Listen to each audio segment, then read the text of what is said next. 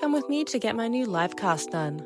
We start with putting a bald cap on me and also marking out my hairline. My hair is pulled through the back like a weird stocking. We're using oddbod live casting silicone for this and using a spatula to get the majority on my head.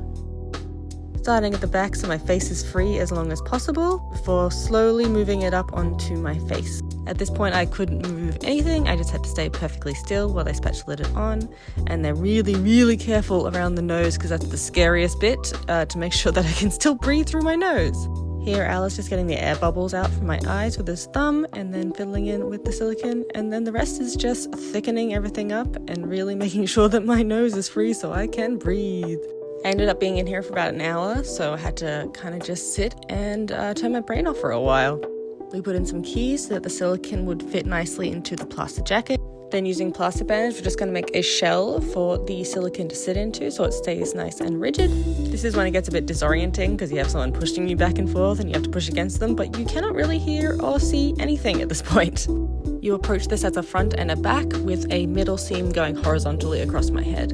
Being careful around those keys and obviously the nose.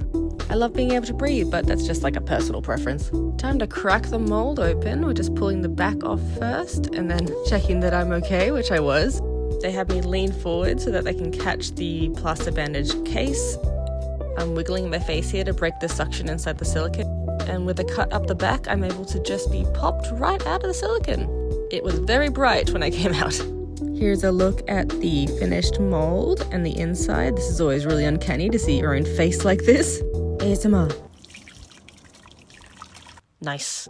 Using casting plaster, we put that inside the molds and slosh it around. As it starts to thicken, we bring it around the outsides and we slowly build it up so it has a heavy base. We're using burlap to give the plaster more strength, then a second batch of plaster that we let set for a little bit, and then we just smooth that out with spatulas. We keep the middle empty just to reduce on weight. Was that a bubble? After 24 hours, it's time to demold this thing. I took the jacket off first and then popped her out. You can see how that hairline transferred onto the cast. And a little look at the back, how they got my hair through. I've done a couple of these and I'm always awestruck by how much detail they pick up. They'll pick up every pore in your face and every wrinkle that you've got and all your skin texture. It's really cool. I've got to do a bit of cleanup on the back here, but overall I'm pretty happy with how it turned out. If you have any questions, let me know. Would you get a live cast done?